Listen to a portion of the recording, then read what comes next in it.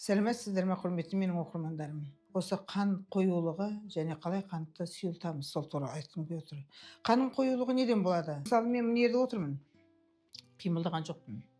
Осы сіздерге мысалы YouTube каналын түсіру үшін отырмын. Міне қимыл жоқ. Ол қан қайда барады қойылмағанда? Ертеңерде тұрамыз, су ішпейміз, болмаса көп жүрмейміз. Оның барлығы қан қоюлыққа апарып соғады. Содан қан қоюлыққа тек қана жүрген, су ішкен емес, жүрегі ауырған адамда, холестерині көп адамдарда да қан қою болады.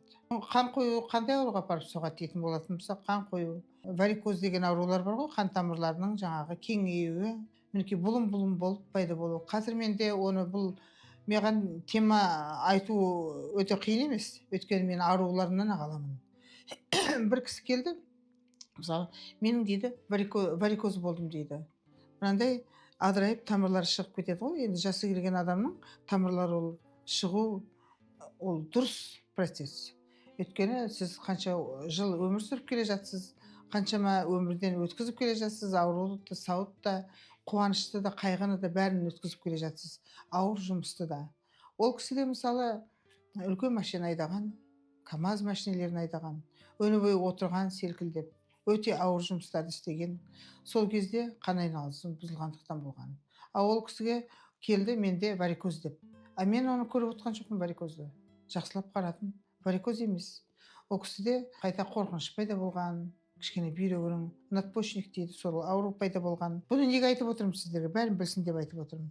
Одан кейін қалқанша без дейміз ғой, щитовидкада. Сол жерлерге өзгеріс пайда болған. Одан қорқу, жылау пайда болған, мінекей, көрдіңіздер ме? Сондықтан ол жаңағы варикоз деп есептеп отыр. Шын мәнінде варикоз деген басқаша болады. Варикозды қанды сұйылтуымыз керек. Қанды сұйылту үшін суды көп ішуіміз керек және жүруіміз керек. Көп іштегенде бірден көп ішуге де болмайды.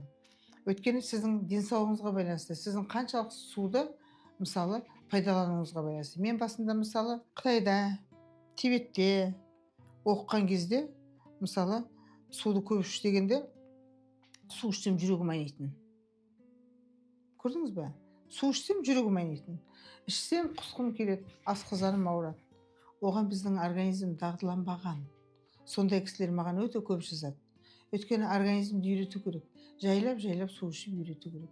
Қазір мысалы мен су ішпесем отыра алмаймын. Қанды сұйылтпасам отыра алмаймын. Өйткені міне қазір мынаның өзінде, мынаның ішінде менде бірталай нәрсе бар. Ішінде бірталай нәрсе бар. Қанды сұйылтып отырмын. Қазіргі таңда мына күн ыстық. Тек қана шөп емес, мен бұл жерде кәдімгі араның нәрселерін салып қойып ішіп отырмын. Ол сіздің қан сұйылтуыңызға, иммунитетіңізді көтеруге өте пайдалы. Ыстық кезінде қазір өте зоб аурулары көп қозатын кез. Зоб ауруларға мысалы эндокринолог дәрігерлер ыстық кезде шілденің қатты суығында неге дәрілерін көбейтеді? Өйткені ыстық кезде ол қозатын кез. Кислород жетпейді бізге, Ал енді қанды қалай сұйылтамыз дейтін болсақ, қанды сұйылтқанға қазір мята шөбі өте пайдалы. Қай шөпті алсаңыз да бір қайнатудың да керегі жоқ. Ана ыстық суды құйыңыз да, шөпті шайқап жіберіңіз да, ыстық суды құйыңыз да жауып қойыңыз. Сөйтіңіз де оны сүзіп алып, уақыт өткенде 1 сағаттың айналасы тұрсын, 40 минут тұрсын, жарты сағат тұрсын, шөптің өте қайнатпаған шөптің де өте пайдасы көп. Қайнатқан шөп біраз нәрсені жоғалтады, емдік қасиетін жоғалтып қояды. Сондықтан қайнаған суға саласыздар, қазір жаз айында әсіресе сөйтесіздер де жаңағы шөпті сүзіп іше бересіздер. Ол сіздердің қан сұйылтқанға өте пайдалы. Ал енді қандай шөп қан сұйылтады десе тағы да айтып отырайын. Мята шөбі, жалбыз шөбі жақсы.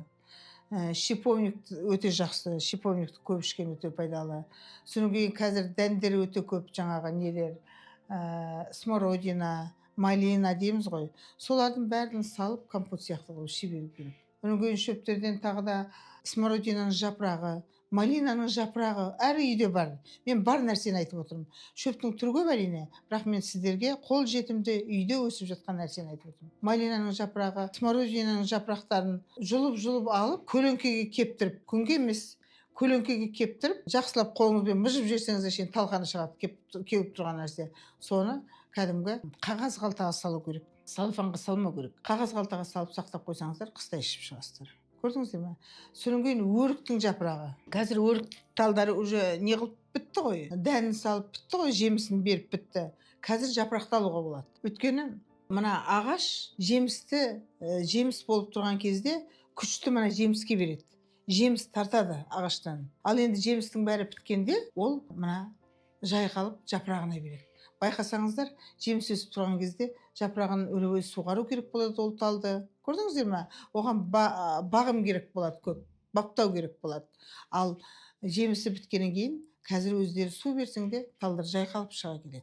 Кәдімгі су ішкен адамдар сияқты, беті жалтырап тұрады ғой су ішкен адамның. Сол сияқты сонда өріктің жапырағын, содан кейін слива дейміз ғой, ана алхор. Алхордың жапырақтарын, алмұрттың жапырағы, осыны басқан емес, соны ескеріңіздерші. Өрік, смородина, малина, одан кейін жаңағы алмұрт. Алмұрттың да жапырағы өте жақсы. Алманың жапырағында да темір бар. Соның бәрін құрғатып алсаңыздар, әдемі таза күйінде құрғатып алсаңыздар, соны демдеп ішсеңіздер, сіздердің қандарыңыз сұйылады, әрі сіздерге ол витамин болады. Осыны ұмытпаңыздар дегім келеді. Әрқашанда қандай да сұрақ болатын болса, мен сіздерге қол жетімді, бәріміз сатып алмайтын, үйде бар, соларды әдейі айтып отырмын. Сондықтан қандарыңызды сұйылтып, әрі витаминді болады десеңіздер, осы жапырақтарды ғана сіздер құрғатып ішсеңіздер болады. Енді тағы да қандай сұрақтарыңыз болса маған жазыңыздар, комментарий жазыңыздар, тіркелуді ұмытпаңыздар, бір-біріңізге бөлісуді ұмытпаңыздар. Қоңыраушаны басып қойсаңыздар, мен шыға келемін де сіздерге осындай рецепттерді айтып отырамын. Аман сау болайық.